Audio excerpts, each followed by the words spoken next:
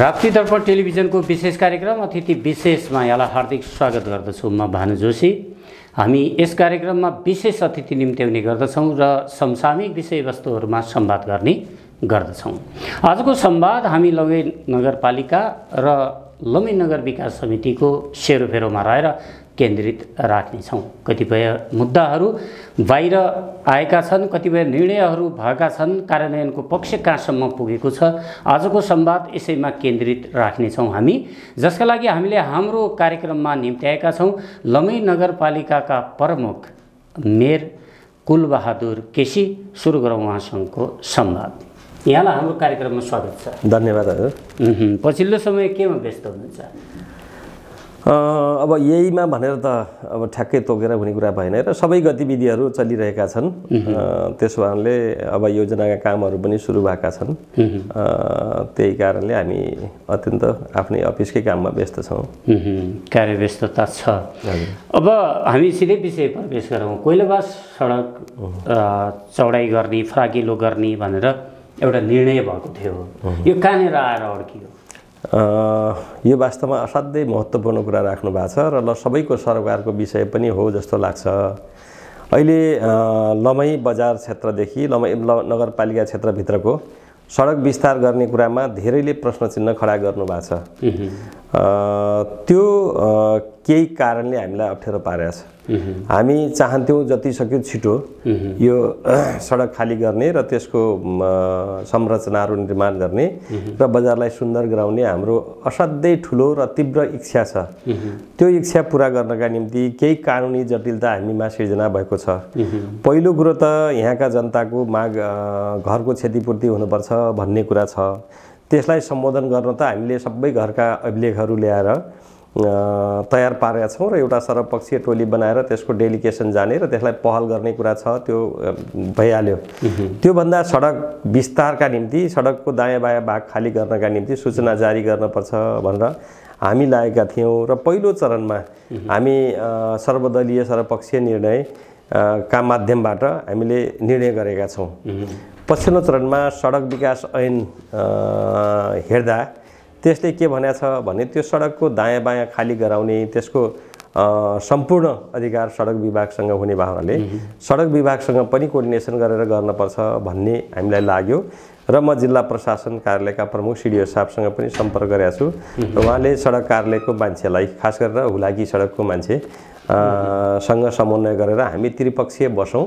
त्यसपछि नापी कार्यालयसँगसम्म राखेर बाटोको सेन्टर पोइन्ट पत्ता लगाइदिने। अहिले जुन ठाउँमा बाटो बन्या छ त्यो केही ठाउँमा एक्चुअल ठाउँमा छैन। त्यो साबिक नक्सामा एकातिर छ र बाटो एकातिर बनाइयो छ।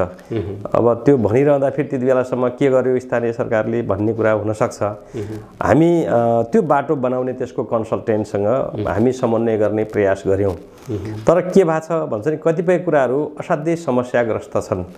यो हुलाकी सडकका सन्दर्भमा नेपाल सरकार र इन्डिया सरकारको बिचमा दुईटा देशको बिचमा सम्झौता भयो र उसले कार्यक्रम त्यही अनुसार सरकारमाथि सङ्घीय सरकारसँग समन्वय गरेर अगाडि बढाएको छ। हामीले उसँग केही कुरा गऱ्यौँ भने हाम्रो सरकार सोझै सङ्घीय सरकारसँग हुन्छ, स्थानीय सरकारसँग हाम्रो सरकार नहुनाले हामी तपाईँहरूलाई सबै कुरा देखाउनुपर्छ भन्ने हामी आवश्यकता ठान्दैनौँ भन्ने ढङ्गले उसले प्रस्तुति भयो। हामीले त्यसको डिजाइन के हो, त्यसको के अरे लगानी कति हो, के हो, के लगानी अब सडकले बेहोर्ने कि अथवा स्थानीय सरकारले? यस्तो ठिक छ। यो वास्तवमा सडकले गर्न पर्थ्यो तर हामी सबै सडकका भर पर्यौँ भने त्यो काम केही समयका निम्ति ढिलो हुन सक्छ। त्यसमा लगानीका सन्दर्भमा हामी लमई नगरपालिका र नगर क्षेत्रभित्र नगर विकास समिति दुईटाको संयुक्त प्रयासबाट यसको डिजाइन अनुसारका संरचनाहरू निर्माण गर्ने काम हामी नगरपालिका र नगर विकासले गर्छौँ। अब मेन कुरो के छ त, यो घरको क्षतिपूर्ति दिन नसकेर अड्किया चिज हो? होइन, क्षतिपूर्तिका निम्ति त हामीले गर्ने पहल गर्छौँ। त्यो हामीले त्यो निकासा हुन पनि सक्छ, नहुन पनि सक्छ, हुन पनि सक्छ। त्यो हामी हाम्रो यद्यपि यहाँलाई के आरोप लागेको छ भने घरको क्षतिपूर्ति हामी दिलाइदिन्छौँ भनेर स्थानीय सरकारले भने हो। एकदम गलत कुरा हो। यहीँनिर म तपाईँसँग आज भन्ने मौका पनि पाएँ। मैले उति बेला के बोले हो भने म जनताको प्रतिनिधि हौँ, जनताको एउटा असल नोकर भएर काम गरेर देखाउन चाहन्छु। जनताका समस्याहरूलाई सम्बन्धित ठाउँसम्म पुर्याउने, सके आफूले सम्बोधन गर्ने, नसके सम्बन्धित ठाउँसम्म पुर्याउने मेरो दायित्व हो।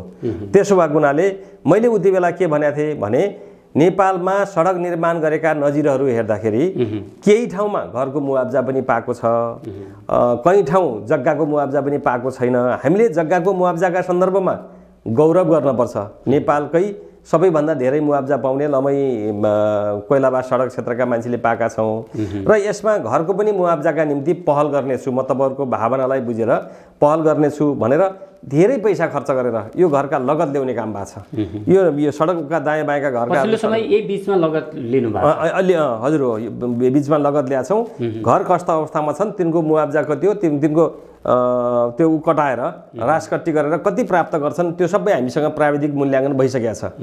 अब हाम्रो चाहना के हो भने दायाँ बायाँ सडकको दायाँ बायाँ 15-15 मिटर खाली गर्ने र त्यो खाली हुँदा भत्केका घरहरूको सन्दर्भमा एउटा सर्वदलीय सर्वपक्षीय सबैको पहुँच पुग्ने खालको एउटा कार्य समिति बनाएर डेलिगेसन जाने र सङ्घीय सरकारलाई यो विषयमा हाम्रो प्रष्ट कुरा राख्ने, जनताको चाहना यो छ, सरकारले यो गरिदिन पर्यो भनेर दबाब सिर्जना गर्ने काम हामी गर्छौँ। त्यसको खर्च पर्चको काम हामी नगरपालिकाले व्यवस्था गर्छौँ, हामी बोलेका छौँ। र त्योभन्दा पहिले अर्को कुरा तपाईँले अहिले बताइसक्नु भएको छ, सूचना निक्लिन किन विलम्ब भयो भन्ने सन्दर्भमा मैले अघि भनिहालेँ, सडक नै यसको अगाडि सर्ने र पृष्ठभूमिमा नगरपालिका र जिल्ला प्रशासन सूचना जारी गर्ने काम सडकको त्यही भएर अड्किया बस त्यो सडक ऐनमा त्यस्तो कुरा उल्लेख रहेछ। त्यसकारणले पृष्ठभूमिमा चाहिँ जिल्ला प्रशासन कार्यालय र लमई नगरपालिका हुन्छ नै होइन, हामी गर्ने काम हामी गर्छौँ तर त्यसको नेतृत्व चाहिँ उसले गरिदिन पर्छ भन्ने त्यो ऐनले व्यवस्था गरेको कारणले हामीलाई अलिकति समय ढिला भयो र मान्छेहरूलाई अहिले आशंका सिर्जना भएको छ लमई नगरपालिका गर्दैन कि भन्ने कुरा भएको छ।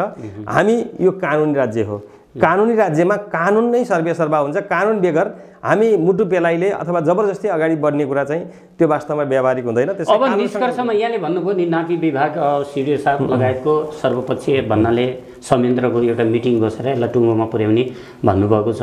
ठ्याक्कै अब यो मिटिङ बस्न कति समय लाग्ला, कामै सुरु हुन यो आर्थिक वर्षभित्रै होला कि? होइन, यो आर्थिक वर्षभित्र एकदम त्यति समय टाढा जाँदैन। मैले सिडिओ साहबसँग भने उसँग म टाइम माग्छु, 2-3 दिनभित्र 2-4 दिनभित्र म उसलाई बोलाउँछु र हामी बसेर त्यसको सूचनाको प्रक्रिया अगाडि बढाउँला भन्नुभएको छ। कोअर्डिनेसन गर्ने काम एक हप्तामा यो प्रक्रियामा एकदम जान्छ। यसरी बुझाउँ, सूचना निस्किने त्यसपछि अगाडिका कामहरू हुन्छन्। हजुर। अब एउटा फेरि बजारको घनत्व बढेसँगै सवारी साधनको चाप पनि बढ्दै गएको छ र यसलाई मध्यनजर राखेर पार्किङको व्यवस्था गर्ने भनेर लमई नगरपालिकाले एउटा निर्णय पनि गरेको छ। यसको फेरि कार्यान्वयनको पक्ष अलिकति त्यति प्रभावकारी नदेखिएको जस्तो भएको छ। यद्यपि अब टेम्पो पार्किङ त थोरै व्यवस्थित भएको छ, त्यो पनि दीर्घकालीन छैन, त्यहाँ भवन निर्माण भइरहेछ, हट्नुपर्ने होला। तर अब यो कार्यान्वयन हुन नसके अवस्था यो वास्तवमा लमईका निम्ति ठुलो चुनौती बन्दैछ। हामी हिजो पनि हामीले त्यो कुरा सोच्न सकेनौँ। बस पार्कको एरिया पनि असाध्यै साँघुरो छ होइन। भोलि बस पार्क बसको सङ्ख्याहरू गाडीको सङ्ख्या बढ्दै गए बस पार्कको एरिया पनि साँघुरो छ। अहिले जो 3 पाङ्ग्रे टेम्पोमा लमईमा असाध्यै अस्वाभाविक ढङ्गले यसको सङ्ख्या वृद्धि भएको छ र हामीसँग खुला क्षेत्र पनि त्यस्तो नभएकोले पार्किङको कुरा असाध्यै समस्या छ। म तपाईँहरूलाई बताउँ, सडकहरू असाध्यै साँघुरा छन्। सडकको दायाँ बायाँ अझ त्यो राखिदिएर मान्छे हिँड्ने ठाउँसम्म नहुने स्थिति सिर्जना भएको छ। यसलाई ध्यान दिएर हामी ट्राफिक कार्यालय लमई, वडा प्रहरी कार्यालय लमई र हामी बसेर अलिअलि होमवर्क गरेका छौँ। यहाँको उद्योग वाणिज्य सङ्घ, चेम्बर अफ कमर्सलाई पनि बोलायौँ र यो पार्किङलाई कसरी व्यवस्था गर्न सकिन्छ। जस्तै अहिले तपाईँ जानुभयो भने यो सबभन्दा यतातिरको कान्छी रोड भन्छ लोक यहाँको भाषामा, कान्छी रोड र त्यो के अरे माथि यो पाण्डे मेडिकलको वरपर हेर्नुभयो भने तपाईँ त्यहाँ छिर्न नसकिन्छ। बिपी मेडिकलको वरपर यो भागमा मान्छे छिर्न नसकिने अवस्था सिर्जना भएको छ। त्यसै गरी यो कोइलाबास रोडमा यहाँबाट बैङ्क रोडसम्म, बैङ्क रोडमा बाटो त्यति चौडा हुँदा पनि दिउँसोको अफिस टाइममा पुरै त्यहाँ गाडी पार्किङको कारणले त्यहाँ एउटा गाडी पनि छिर्न नसक्ने अवस्था सिर्जना भएको छ। यसलाई अब चिर्नुपर्छ, यसलाई व्यवस्थित गर्नुपर्छ भनेर हामी बसेर होमवर्क गरेका छौँ। यसका निम्ति हामीले भने जतिको पाइक पर्ने ठाउँमा त यसको पार्किङ छैन, तर पनि अहिले आत्तिहाल्नुपर्ने अवस्था छैन। म्यानेज गर्न सक्यो भने म्यानेज गर्न सकिन्छ भन्ने ढङ्ग लागेर हामीले होमवर्क गरेका छौँ। हाम्रो नगरपालिकाको टोली, ट्राफिक, वडा प्रहरी कार्यालयको टोली संयुक्त रूपमा गएर उद्योग वाणिज्य सङ्घ, चेम्बर अफ कमर्स गएर हामीले त्यो पार्किङ गर्ने ठाउँहरूको व्यवस्था गरेका छौँ। त्यो ठाउँमा पार्किङ गरिदियो भने केही समयका निम्ति पार्किङको समस्या हल हुन्छ भन्ने लागेको थियो। तर पनि त्यो दीर्घकालीन हुँदैन। दीर्घकालीन हुँदैन सर। दीर्घकालीन हुनका निम्ति त हामीले त्यो खालको एउटा व्यवस्थापन गर्नुपर्छ। अब नयाँ ढङ्गले सोच्नुपर्छ। अब कहाँ नयाँ जग्गाको व्यवस्था गर्ने र पार्किङ गर्नुपर्छ। तर त्यो गर्न थाले पनि यो वास्तवमा कार्यान्वयन हुन सक्छ। 4-5 वर्ष त धान्ला यहाँले गरेको जुन योजनाको पार्किङ छ। 4-5 वर्ष जान सक्छ। अहिले अझ अर्को कुरा के भएको छ भने त्यो कार्यान्वयन हुन सकेको छैन। अहिले हामी सबै बैंकहरूका अगाडि हेऱ्यौँ भने अस्तव्यस्त ढङ्गले गाडीहरू पार्किङ भएको हुन्छन्, मोटरसाइकल पार्किङ भएको हुन्छन्। त्यो मिलाएर राख्यो भने त्यहाँ सहज हुनसक्छ। तर त्यही पनि नमिलाएर अस्तव्यस्त राखिदिएको कारणले बाटो जाम छ। त्यस कारण सबै बैंकलाई हामीले पत्राचार गरेका छौँ, तपाईँहरूले आफ्नो अफिसको पार्किङको व्यवस्था आफै गर्नुहोस्। त्यो तपाईँले त्यो पार्किङको जिम्मा सरकारलाई दिएर टाउको दुखाउने काम गर्न पाइँदैन भन्ने गरेका छौँ। यद्यपि अहिलेसम्म गर्नु भएको छैन। अहिले ठुलो कुरा बैंकको क्षेत्रमा हामीलाई त्यो पार्किङको समस्या भएको छ भने मैले अघि भने 2-3वटा सडक असाध्यै साँघुरा छन्, त्यहाँ पार्किङको समस्या भएको छ। त्यसलाई समाधान गर्नका निम्ति हामीले ठाउँ देखाएको छौँ। 4-5 ठाउँ, एकै ठाउँमा नभएर 4-5 ठाउँमा पार्किङ गर्यो भने अहिले व्यवस्थित गर्न सकिन्छ भनेर भनेका छौँ। ट्राफिक कार्यालयले त्यो पहल अगाडि बढाएको छ। हामीले त्यसलाई व्यवस्थित गर्नका निम्ति, त्यसलाई नियमन गर्नका निम्ति चाहिने सामग्री हामी खरिद गरिदिइसकेका छौँ। जसरी जसले पार्किङभन्दा बाहिर राख्यो त्यसलाई कारबाही गर्नका निम्ति एउटा चेन हुनेछ, त्यसलाई बाँधेर राख्नका निम्ति चेन किनिदिएका छौँ। त्यसपछि डिभाइडर चाहियो, ल डिभाइडर किन्नुहोस् भनेका छौँ। हामी नो पार्किङ भनेका छौँ। त्यो सबै कुरा व्यवस्थित गर्दैछौँ।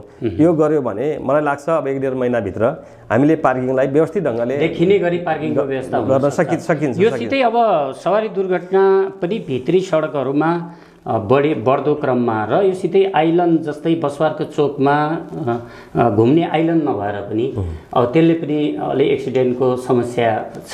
त्यहाँनिर आइल्यान्ड राख्ने जिम्मा अब स्थानीय सरकारकै हुन्छ अथवा सडककै हुन्छ। त्यहाँ आइल्यान्ड राख्नुपर्ने, जस्तै गोलघर चोकमा पनि एउटा आइल्यान्ड राख्नुपर्ने। अब त घुमेर गाडीहरू जानु पर्यो, त्यसले पनि एक्सिडेन्ट होला जस्तो छ। अब यो यतातिर ध्यान गएको छ कि छैन? अहिले ठ्याक्कै यहीँ गर्ने भन्ने कुरा त भएको छैन। तर तपाईँले भने ठाउँमा असाध्यै आवश्यक छ। त्यो आवश्यकता पुरा गर्नका निम्ति हामी सबै सरकारवाला निकाय बसौँ, छलफल गरौँ। उपयुक्त हुन्छ भने बजेटको सन्दर्भमा हामी अन्त ताक्नु पर्दैन। स्थानीय सरकारले त्यो म्यानेज गर्न सक्छ। त्यसो भए यो सबै कुरामा सबै चिज, सबै मान्छे एउटै मान्छे विज्ञ हुन्छ भन्ने मलाई लाग्दैन। सबैसँगको सहकार्य, सुझाव, सल्लाहका आधारमा अगाडि बढ्ने हो। जुन तपाईँले भनिरहनु भएको छ त्यो आवश्यक छ। गोलघर्ने र आवश्यक छ होइन। यस 3-4 ठाउँमा त्यो कुराको आवश्यकता महसुस भएको छ। त्यसो भने त्यसलाई व्यवस्थित गरौँ, सल्लाह गरेर त्यसलाई व्यवस्थित गर्न सकिन्छ। अब यो सितै अब क्रिकेट मैदान पनि यति बेला अब बजारमा आएका छन्। त्यहाँ अब झार उम्रियो, जङ्गल उम्रियो, प्रयोगविहीन भयो, अब संरक्षणको अभाव भयो भन्ने खालका चिजहरू बजारमा आएका छन्। न त्यसको कुरामा केही कुरामा म सहमत छु। वास्तवमा यो कुनै राज्यको कुनै तहबाट लगानी लागेको छैन। लमई नगरपालिका मात्रै एउटा संस्थाले, लमई नगर विकास मात्रै एउटा संस्थाले करोड होइन अरबौँको खर्च गरेर त्यत्रो क्रिकेट ग्राउन्ड तयार भएको छ। यो नेपालकै अब दोस्रो ग्राउन्डको रूपमा भनिन्छ। त्यो ग्राउन्डमा गर्ने काम कुनै कसर बाँकी राखेको छैन। तर त्यो खेलको अभावका कारणले त्यो ग्राउन्ड त्यस्तै खेर गइरहेछ। अहिले अस्ति मिडियामा आथ्यो ग्राउन्डभरि घाँस उम्रिया छ, स्थानीय सरकारले के हेरेर बस्या छ भन्ने कुरा आथ्यो। म यही तपाईँको मिडिया मार्फत म सबैलाई जानकारी गराउन चाहन्छु। ग्राउन्ड जो खेलाडी खेल्नका निम्ति बनाइया हो, त्यो खेलाडी खेल्न नदिने, त्यो खेल खेल्दा पिच बिग्रिन्छ भन्ने कारणले त्यहाँ खेलाडी प्रवेश गर्न पाउँदैन। ग्राउन्डभित्र खेल्न नदिने, त्यसपछि त्यसलाई तारबार गरेर ताला लगाएर बन्द गरेर घाँस नउम्रेर के उम्रिन्छ त्यहाँ? खेलाडी उमार्ने ठाउँमा घाँस उमार्ने गरी क्रियाकलाप अगाडि बढाएपछि अनि स्थानीय सरकारले घाँस नउम्रेल भनेर रोकिन्छ? त्यो सम्भावनै छैन। मैले यो भन्न खोजेको कुरा के हो भने जुन चिज, जुन उद्देश्यका निम्ति त्यो तयार भएको छ त्यो उद्देश्य अनुसार काम हुनु पर्यो अगाडि। खेलाडीहरू अहिले लमई नगरपालिकाले मेयर कपको आयोजना गरेका छ, विभिन्न वडाहरूले गेमको आयोजना गरेका छन् र यहाँ क्रिकेटका प्रेमीहरू पनि छन्। क्रिकेट प्रेमीहरूले बाहिर प्र्याक्टिस गरिरहेछन्। तिनीहरूलाई त्यही कम्पाउन्डभित्रै गएर प्र्याक्टिस गर, त्यही खेल भन्यो भने त्यो ग्राउन्डभित्र घाँस उम्रिने सम्भावना थिएन। ग्राउन्ड राम्रो हुन्थ्यो। केही कमी कमजोरी हुने बित्तिकै तत्कालै नगर विकास समितिले कुनै कसर बाँकी नराखेर त्यसको मर्मसम्मार गर्ने काम गर्छ। अनि त्यो क्रिकेट क्लब, जिल्ला क्रिकेट सङ्घ भन्ने छ, यसले हस्तान्तरण यसले बुझेको छैन, जिम्मा लिएको छैन। उसले जिम्मा ल्याएको छैन, तर सबै उसले गर्छ। हामीले नगर विकासले उसले गरेको कुरालाई हामी नाइनास्ती गर्दैनौँ। हामी खेल्न दिने भन्दा पनि पिच बिग्रिन्छ, त्यहाँ त्यो खेल्यो भने पिच बिग्रिहाल्छ भन्छ, उसले खेल्न दिन्न। अनि ताला लगाएर राख्ने भन्छ, ताला लगाएर राखेपछि घाँस उम्रिएपछि घाँस उम्रियो भन्छ, अनि के उम्रिन्छ त्यहाँ? त्यसो भएको हुनाले मैले यो गलत के अरे समाचार प्रसारण गर्ने होइन, त्यहाँ एक्चुअल भएको के हो, के कारणले त्यो समस्या सिर्जना भएको छ, यो विषयमा सम्बन्धित निकायको ध्यान जानपर्छ। लमई नगर विकासले त अहिले पनि घाँस उम्रिरहेछ, घाँस काटिदिन्छ, खाल्डा खुल्टी छन् त्यो फिलिङ गरिदिन्छ, पिच बिग्रिरहेछ पिच बनाइदिन्छ, त्यत्रो प्याराफिट बनाउँदैछ, अरबौँको खर्च गरेर बनाइरहेछ, अनि अर्को निकायले नेगेटिभ कुरा मात्रै गरेछ। नेगेटिभ कुरा गर्ने कुरा अब छोड्नुपर्छ। अब पोजिटिभ ढङ्गले कसरी यसलाई राम्रो बनाउन सकिन्छ, यो क्रिकेट मैदानको जिम्मा नगर विकास समितिले मात्रै अथवा यो देउखरी यो लमई नगरपालिकाको विकास नगरपालिका र के अरे नगर विकासले मात्रै गर्न चाहेर अरूले कसैको सपोर्ट भएन भने त्यसको के अरे सम्भव छ। मैले अस्ति पनि उदाहरण दिएको थिएँ, एउटा नयाँ कपडा किन्यो भने लगाएपछि पो मान्छेले देख्छन्, लागेर बागसमा राखिरहेर मसँग कपडा छ भन्ने, आफू चाहिँ नाङ्गै हिँड्यो भने त्यसले लात ढाक्छ, ढाक्दैन नि। त्यस कारणले मैले त्यसलाई सही ढङ्गले उपयोग गर्न पर्यो, खेलाडी आउनु पर्यो, खेल्न पर्यो। त्यसका निम्ति लमई नगरपालिकाले के गर्नुपर्छ, नगर विकासले के गर्नुपर्छ, हामी गर्न तयार छौँ। खेलकुदका क्षेत्रमा हामी 15 लाख रुपियाँ विनियोजन गरेका छौँ नगरपालिकाले, होइन। त्यसपछि अरू खेलहरूलाई प्रमोट गर्नका निम्ति के गर्नुपर्छ उहाँहरूले माग गर्न पर्यो, नगरपालिकाले त्यो गर्न तयार छ। अनि नगरपालिकाको मेयर उपमेयर गरेर त्यहाँ खेल्ने त होइन नि, वडा अध्यक्ष गरेर खेल्ने होइन, खेलाडी खेल्ने हो। खेलाडी जानका निम्ति क्रिकेट क्लबले पनि अनुमति दिन पर्यो। क्रिकेट क्लबले मलाई लाग्छ यस्ता कुरा गरे जस्तो लाग्छ, त्यही क्रिकेट क्लबले खेलाडी लगेर खेलाए त हामीले कहिले रोकेका छौँ। खेलाडी प्रधानमन्त्री कप पनि सञ्चालन हुने कुरा हजुर हो, प्रधानमन्त्री कप सुरु हुने भनेर मलाई फोन सम्पर्क गर्नुभएको थियो। त्यहाँ के लाग्छ खर्च पर्छ, म्यानेजमेन्ट सफाई भइरहेछ त, सामान्यतया सफाई भइरहेछ, घाँस काट्ने काम भइरहेछ, प्रयोग नभएर घाँस उम्रेको एकदम बिल्कुल बिल्कुल प्रयोग नभएरै हो। त्यहाँ कुनै चिजको अभाव भएर होइन, कुनै चिजको अपुग भएर, कुनै निर्माण काम नभएर होइन, सबै काम भएको छ। छैन भने हामी गर्छौँ, हामी गर्न तयार छौँ, होइन। त्यहाँ तपाईँले देख्नु होला प्याराफिटको काम दनादन अगाडि बढिरहेछ, सबै काम बढिरहेछ। तर यो परिवेशमा रोक लाउने, खेल्न नदिने, खेलाडी भित्र छिर्न नदिने कसले गरिरहेछ? क्रिकेट क्लबले गरिरहेछ। क्रिकेट सङ्घ भन्ने छ, उनीहरूले त्यो क्रिकेट भन्दा अरू त्यहाँ छिर्नै हुन्न भन्ने छ। उनीहरूको पनि खेल्नै नखेल्ने। अनि त्यो ताला लाएर राखेपछि के हुन्छ, हामी त साँचो दिएका छौँ उहाँहरूलाई, ल तपाईँहरू खेल्नुहोस्, यस क्रिकेटलाई प्रयोग यो के क्लब के यो ग्राउन्डलाई प्रयोग गर्नुहोस् भनिरहेछौँ। अनि नखेलेर ताला लाएर बन्द गरेपछि बर्खामा चौरमा घाँस नउम्रेर के उम्रिन्छ? स्वाभाविक ढङ्गको त्यसको जवाब छ के। त्यसपछि लेख्ने मिडियाकर्मीहरूले पनि त्यसको धरातलमा वास्तविकता के हो, कोहीसँग आग्रह पूर्वाग्रह राखेर होइन के, यथार्थमा के हो त्यो कुरा, सत्य कुरा लेख्न सक्नुपर्छ। झुट कुराले त्यो कति दिनसम्म टिक्छ र एक दिन त्यसको पर्दाफास हुन्छ। अब अर्को कुरा, लमई अस्पताल स्तरवृद्धि भएको पनि अलिकति भयो र भर्खरै अब यहाँहरूको समिति पनि निर्माण भएको छ के अरे। अस्पतालको स्तरवृद्धिसितै सेवा वृद्धि हुन नसकेका कुराहरू पनि आएका छन्, यसमा कतिको सत्यता छ र यो के चिजको अभावले यो अस्पताल अगाडि बढ्न अलिक गाह्रो? धन्यवाद। सुरुको चरणमा केही यसमा जिगज्याग देखियो, स्वाभाविक ढङ्गले देखियो। मुलुक सङ्घीयतामा गइसकेपछि, राज्यको पुनर्संरचनापछि यसका अङ्गहरू पनि पुनर्संरचनामा परे र केही मान्छेहरूले त्यो कुरालाई डाइजेस्ट गर्न केही समय लाग्यो। अब जस्तै यहाँको अस्पताल म त जिल्ला जनस्वास्थ्यको मातहतको हुँ, नगरपालिकामा किन जाने भन्ने खालको उनीहरूलाई त्यो नगरपालिकामा जाँदा अप्ठ्यारो फिलिङ भयो, होइन। हाम्रो निकाय त जिल्ला जनस्वास्थ्य कार्यालय हो, आदि इत्यादि हो भन्ने नबुझेका कारणले पहिले कर्मचारी समायोजन भएर यहाँ लमई नगरपालिकामा आउँदा हामी त महिला विकासका हौँ, हामी त घरेलुका हौँ, हामी त कहाँ हौँ, नगरपालिकाले हामीलाई किन कज्याउने भन्ने जस्तो उहाँहरूको फिलिङ जस्तो थियो। लमई अस्पतालको पनि स्वाभाविक ढङ्गले त्यस्तो रह्यो। पछिल्लो चरणमा उहाँहरूसँग प्रश्न पारियो, यो राज्यको पुनर्संरचनापछि यो लमई अस्पताल 15 बेडभन्दा तलका अस्पताल स्थानीय तहको मातहतमा हुने भएकोले यो लमई नगरपालिकाको मातहतमा हो, तपाईँहरू तदनुसार काम गर्नुपर्छ भन्यौँ। त्यही कुरामा सुरुमा केही समस्या भएको थियो। तर पछिल्लो चरणमा अहिले जुन मिडियामा छ, यो चरणमा लमई अस्पतालले एउटा नयाँ गति ल्याइसकेको छ।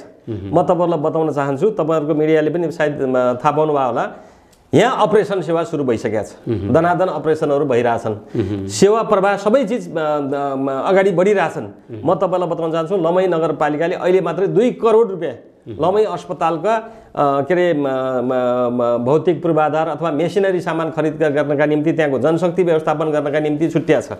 हामी अहिले डिजिटल एक्सरे खरिदको प्रक्रियामा छ, हिजोदेखि त्यो प्रक्रियामा अगाडि बढेको छ। सँगसँगै कर्मचारीहरू पुगेका छैन, त्यहाँ जनशक्ति थप्ने काम भएको छ। अहिले सबै काम असाध्यै व्यवस्थित ढङ्गले अगाडि बढिरहेछ।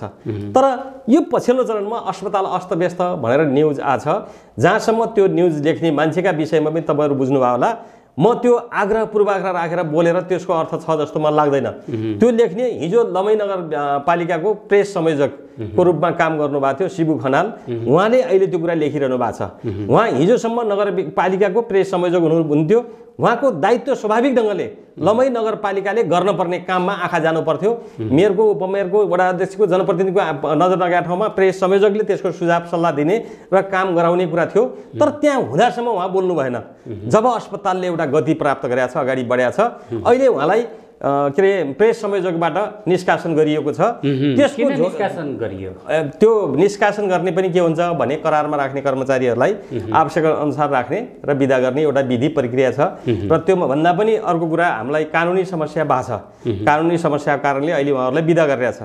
त्यसकारण त्यो बिदा भए झोकमा अथवा त्यो जागिरगा झोकमा जे मनलाई लेख्ने कुरा त्यो वास्तवमा उपयुक्त छैन। म तपाईँहरूको मिडिया मार्फत बताउन चाहन्छु, आजदेखि होइन, हाम्रो 1 गतेदेखि, मङ्सिर 1 गतेदेखि उहाँ लमही नगरपालिकाको प्रेस संयोजक हुनुहुन्न। अहिले पनि मैले सुन्ने गरेको छु, लमही नगरपालिकाको प्रेस संयोजकका रूपमा उहाँले आसन ग्रहण गर्ने र बोल्दा नगरपालिकाका विरुद्धमा बोल्ने गर्नुहुन्छ भन्ने सुनेको छु। यो कुरा म सबै साथीहरूलाई म जानकारी गराउन चाहन्छु। उहाँ अहिले नगरपालिकाको प्रेस संयोजक हुनुहुन्न। र म फेरि पनि भन्न चाहन्छु, उहाँ यहीँको पत्रकार हो, उहाँको पेसा पत्रकारिता हो। पत्रकारिता भने त्यो झुटको खेती गर्ने। यिनी चीज लेख्ने बेला यहाँको प्रतिक्रिया लिइयो कि ल्याइएको छैन। ल्याएपछि त म जस्ताको जस्तै भनिहाल्छु नि। मैले मात्रै होइन, तपाईँ लेख्नुभन्दा पहिले त्यहाँको वस्तुस्थिति बुझेर मात्रै लेख्न पर्छ के। मिडियाकर्मी भने अर्काले भन्या भरमा जा लाग्ने होइन। म तपाईँहरूसँग अनुरोध गर्न चाहन्छु, मैले तपाईँहरूलाई सिकाउनु पर्ने त होइन, तर मिडियाकर्मीले पनि सत्य तथ्य कुरा बाहिर लिदिएपछि मिडियाप्रति मान्छेको विश्वास हुने गर्छ। गलत कुरा सम्प्रेषण गर्ने, कसैलाई व्यक्तिगत रूपमा के अरे आरोप लगाउनका निम्ति गरेका कुरा 1 दिन 2 दिन 3 दिनलाई केही समयका निम्ति त्यो कुरा भ्रम छर्न सकिएला, तर सत्य कुरा बाहिर आउँछ। अहिले मिडियामा पनि आएको थियो, त्यहाँको अपरेसन सेवा सुरु भइसकेपछि अहिले सुत्केरी हुन नसकेर बाहिर अपरेसन गर्न जाने मान्छेहरू जान नपर्ने अवस्था, सहज ढङ्गले यहाँ सुत्केरीको अपरेसन हुने काम भइरहेछ। त्यसमा लमही अस्पतालले एउटा गति प्राप्त गरेको छ।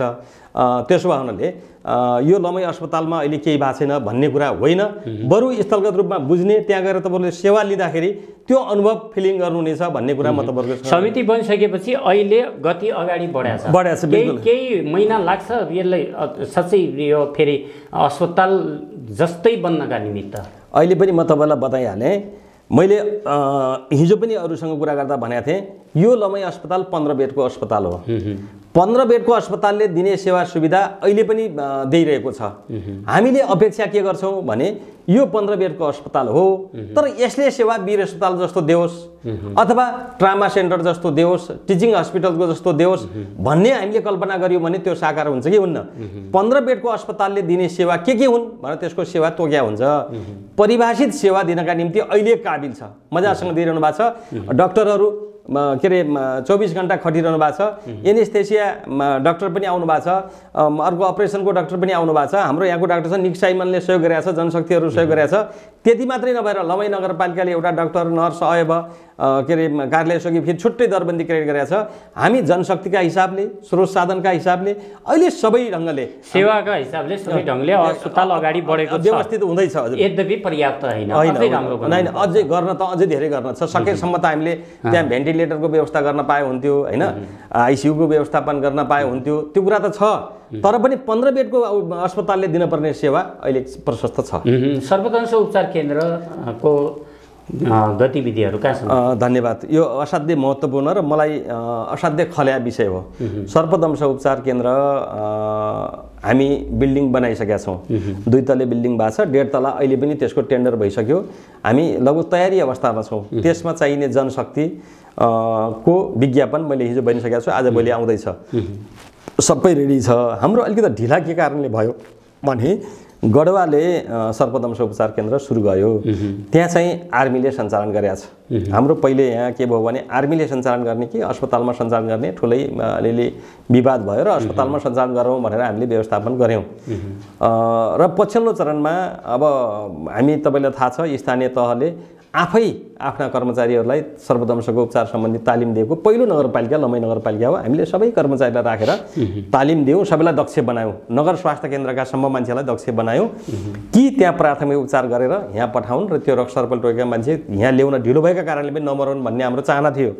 पछि कर्मचारी समायोजन भइसकेपछि यहाँका कर्मचारी सबै अन्ध समायोजन भए र अहिले हामीसँग जनशक्ति नभएको कारणले हामीले केही समय रोकेका थियौँ। यो विज्ञापन गरेर यी कर्मचारी भर्ना गरिसकेपछि यिनी भने थाहै हुन् हामी लोकसेवा आयोगबाट आएका मान्छेलाई अब सर्पदंशको ट्रेनिङ दिने होइन, हामीले यहीँ करारमा राखेका मान्छेलाई ट्रेनिङ दिने ताकि यिनीहरू कतै नजाउन्, सधैँभरि यहीँ रहन् भन्ने सोचका आधारमा अहिले कर्मचारीको विज्ञापन हुँदैछ। विज्ञापन भइसक्यो भने कर्मचारी आइसकेपछि हामी त्यसलाई तालिममा पठाउँछौँ। 15 दिन 20 दिन 1 महिनामा त्यो तालिम गर्छौँ। मलाई लाग्छ माघसम्ममा हामी सबै कुरा रेडी गराउँछौँ र जब सर्पको सुरु हुन्छ, सर्पदंशको कुरा सुरु हुन्छ, सर्पको टोकाइ हुने सुरु हुन्छ, सर्प देखिन थाल्छ, त्यति बेलादेखि व्यवस्थित ढङ्गको सेवा प्रवाह गर्न त्यति बेला उद्घाटन गर्ने गरी काम अगाडि बढ्छ। अब यो जाँदा जाँदै भित्री सडकहरू पनि लमै बजारका अलि अब जीर्ण हुन लागेको अवस्था छ। भित्री सडकहरूमा के छ, बजेट विनियोजित भएको छ कि छैन कि? धन्यवाद, महत्त्वपूर्ण कुरा राख्नु भएको छ। यो तपाईँलाई मात्रै होइन हामी सबैलाई खल्या छ। अहिले म तपाईँसँग बताउन चाहन्छु, यो कोइलाबास सडकदेखि हाइवेसँग जोड्ने ठाडा बाटाहरू छन्, यो सबै बाटाहरू कालोपत्रे हुन्छन्, व्यवस्थित ढङ्गले कालोपत्रे हुन्छन्, त्यसको बजेट व्यवस्थापन भएको छ। यसको बजारको सन्दर्भमा म सिरियस छु। अहिले बाटो राम्रो बाटो बन्छ, त्यो बजेट व्यवस्था भइसकेको छ। हामीसित जिज्ञासा छलफलका विषयवस्तुहरू थिए, समय अभावका कारण अब छुट्टिनै पर्ने हुन्छ। जाँदा जाँदै हामी मार्फत हाम्रो दर्शकलाई र तपाईँको नगरवासीलाई संक्षिप्त 2 लाइनमा के भन्न चाहनुहुन्छ? धन्यवाद। म तपाईँहरूको यो मिडिया मार्फत अथवा राप्ती दर्पण च्यानल मार्फत म सर्वप्रथम त यो च्यानललाई हार्दिक धन्यवाद ज्ञापन गर्न चाहन्छु र म र मेरो नगरपालिकाको कुरा जनताका बिचमा सम्प्रेषण गरिदिएकोमा र म आदरणीय सबै जनसमुदायहरूलाई हार्दिकतापूर्वक म बताउन चाहन्छु, लमै नगरपालिका एउटा गतिका साथ अगाडि बढेको छ। हामी कामको दौरानमा छौँ। हामी जनताका सेवाका निम्ति जनताका भावनालाई प्रतिनिधित्व हुने गरी काम गरिरहेका छौँ। केही कुरा जनता र नगरपालिकाको बिचमा समन्वय हुन सकेका छैन। हामीले दिने सेवाहरूका विषयमा जानकारी नभए होला, हामीले कृषिमा, भेटनरीमा हामी अनि त्यो के अरे अरू कुरामा अनुदानका कुरा गरेका छौँ। त्यो अनुदानमा वास्तवमा लक्षित वर्गले पाउन सक्नु भएको छैन। त्यसो भने सबै किसान दाजुभाइ तथा दिदीबहिनीहरू, पशुपालक साथीहरू, व्यवसायी साथीहरू नगरपालिकामा आउने र नगरपालिकाको स्थानीय सरकारको कार्यक्रम के छ, प्रदेश सरकारको कार्यक्रम के छ, सङ्घीय सरकारको कार्यक्रम के छ बुझ्ने र त्यही अनुसारको अगाडि काम गर्नुभयो भने निश्चित रूपमा राज्यबाट पाउने सेवा उहाँहरूले पाउन सक्नुहुन्थ्यो। राज्यले चाहिँ थुप्रो बजेट व्यवस्थापन गर्ने लक्षित वर्गका निम्ति भनेर, तर सम्बन्धित व्यक्तिले नपाएर टाढाबाटाले मात्रै पाउने जुन खालको छ, यो कुरा चिर्नका लागि एकपटक लमै नगरपालिकाको कृषि शाखामा, पशु शाखामा आएर अथवा हामीसँग सम्पर्क गरेर यो सबै कुरा बुझ्नुभयो भने हामीले चाहेको काम, हामीले सोचेको योजना त्यो लक्षित वर्गसम्म पुग्न सक्थ्यो भन्ने कुरा म तपाईँहरूका बिचमा राख्न चाहन्छु। र सँगसँगै लमै नगरपालिकाको गलत कुराका लागि निम्ति गलतै हो भनेर भनिदिनुहोस्, राम्रो कुरालाई राम्रो पनि भनिदिनु पर्यो, जस्ताको तस्तै सत्य तथ्य कुरा बाहिर ल्याइदिनुका निम्ति म हार्दिक अनुरोध गर्न चाहन्छु। आफ्नो व्यस्त समय थाँती राखी हाम्रो कार्यक्रममा सहभागी भई नगरपालिकाको समसामयिक विषयका उठेका प्रसङ्गहरूमा जवाब दिनुभएको छ। यहाँलाई धेरै धेरै धन्यवाद। धन्यवाद। मेरो कुरा पनि जनताको बिचमा लगिदिनु भएको छ। धन्यवाद।